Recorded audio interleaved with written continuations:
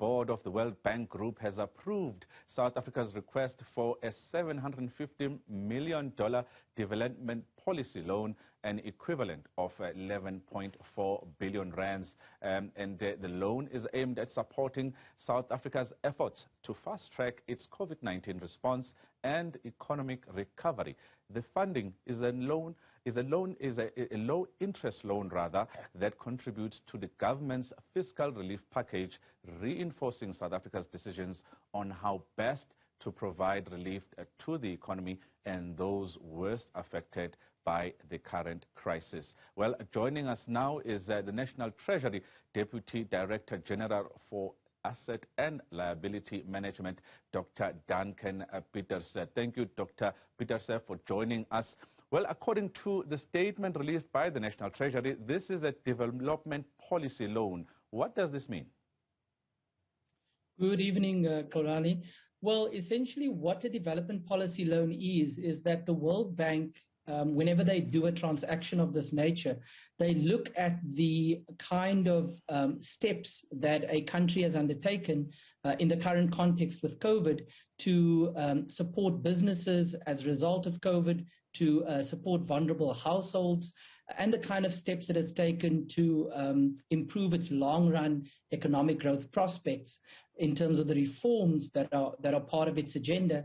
And on the basis of those steps that a country takes, it allocates a loan of this nature once it has conducted a macroeconomic assessment to make sure that the country can in fact afford the loan and can afford to repay it. Dr. Peters, this evening many South Africans are wondering if the country can afford this loan, since our debt to GDP ratio has been steadily increasing. But explain to us why South Africa needs this loan, given that we've seen a number of international monetary groups, including the IMF, the African Development Bank, and the new Development Bank, also approving multi-billion rand loans in the past 2 years. So perhaps we should start at the beginning.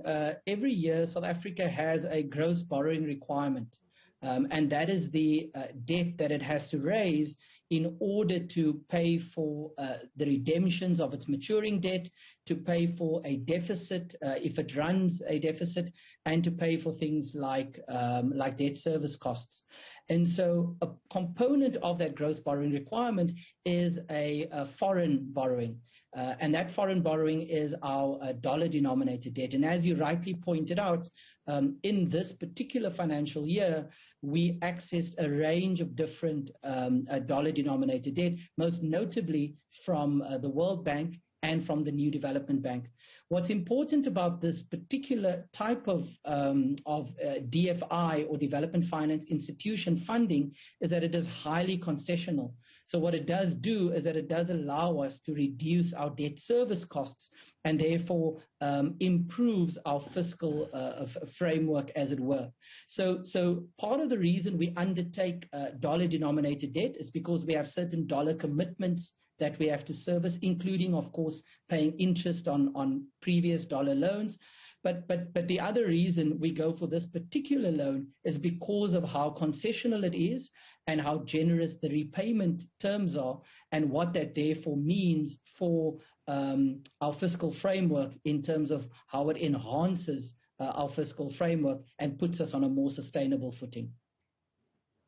Talk to us about the affordability and the terms of the loan. As you know, our debt burden stands at 4 trillion rands, and we spend 21 cents of every rand that we collect through revenue paying back debt.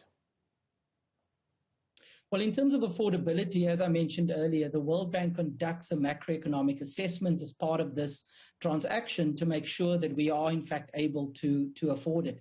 And I think that to some extent is a vote of confidence in the macro fiscal stance of the South African government, that an entity like the World Bank is willing to offer this kind of highly concessional loan to us. In terms of the terms and conditions, the main requirement, of course, is that we repay the loan. In this case, the repayment term is over 13 years, with the first 3 years a grace period, so no repayment required for the first 3 years, and then we start paying for those next 10 years. And that's really the main requirement. There are no other conditionalities or other requirements associated with the loan. The loan is being given to us for the steps that we have taken in response to COVID, and the government can use it as it wishes. It's not earmarked for any particular project or spending. Help us understand, Dr. Peters, a little bit better the borrowing element of South Africa's fiscal policy, because that policy includes the taxation policy and spending. And maybe talk to us as well about our dollar and rand denominated debt. We have more rand denominated debt than foreign denominated debt. And as it's been said, we shouldn't worry too much about our debt to GDP ratio. Well, certainly we have always expressed the fact that what's important for South Africa is to stabilize its debt to GDP ratio. What is not sustainable for a country like ours that does rely on domestic investors and foreign investors to fund its deficit is to have a debt to GDP ratio that is not stabilizing. So that is critical. Part of our fiscal policy, as you've indicated, is our borrowing plan. And that is split between domestic borrowing and foreign borrowing. And this loan is really something that contributes to our foreign borrowing plan. What's very important to us and what's been cited as a key strength of our fiscal policy is the fact that we don't have a lot of dollar-denominated debt. In fact, one of our risk benchmarks is that our foreign debt or our dollar-denominated debt always has to be less than 15% of our total debt. Often other countries find themselves in difficult situations because they have a lot of dollar-denominated debt, and when they suffer severe currency weakness, that becomes a macro fiscal risk. So that is a key strength of ours. We don't have a lot of dollar-denominated debt, but what is critical for us is to make sure that our debt to GDP ratio stabilizes, that we put our fiscus on a sustainable footing, and to the extent that we can benefit from a loan such as this one that are highly concessional with very generous repayment terms, and therefore enhances our fiscal credibility and lowers our funding costs. I think that's very important for us as a government and as the National Treasury.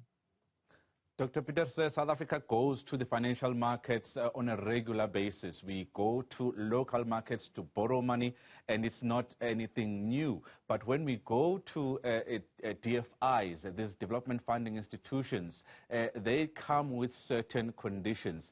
As I understand it, there are no conditions when it comes to this particular loan. But can we expect that this year we can actually see another approval? Or I should ask this question this way: do we have another application in the works to any of the DFIs that we might hear about in 2022? I think a key principle for us is, where possible, to continue to diversify our sources of funding. And the key reason we want to diversify our sources of funding is because it allows us to get cheaper funding that reduces our debt service costs and allow us the space to spend on other important social priorities. So to answer your question, to the extent that there are further opportunities for us to access these loans and replace some of our market funding with concessional funding that reduces our debt service costs, certainly that is something that we will continue to consider. Before I let you go, Dr. Peters, I know you've said that South Africa can decide how and when it spends this money, but as someone who sits as the DDG of Assets and Liabilities in the National Treasury, where are our greatest needs right now in terms of where we need to put our capital in? Well, as you know, we announce how we approach the spending and the fiscal envelope at the budget each year. And so that detail will come later in February. But as you know, this government's already indicated that what's very important is for us to adequately respond to the COVID-19 pandemic. I think that's very clear. And that's why you've seen us prioritize things like vaccine funding. And beyond that, we have a range of different different expenditure commitments that we continue to honor. I think what's important for us over the next few years, and this is the macro fiscal stance that we announced at the time of the MTBPS, is to ensure that our finances are placed on a sustainable footing. And one element of that is reducing debt service costs where we can. When it comes to the rest of spending and what our spending plans are, that detail will obviously be provided a few weeks from now at the time of the budget in February. Dr. Duncan Peters, the Deputy Director General in the National Treasury, responsible for assets and liabilities. Thank you very much for your time. They're talking to us about the intricacies of this particular loan and really telling us that we still need this type of help as a country as we navigate the waters that COVID-19 has brought to our shores.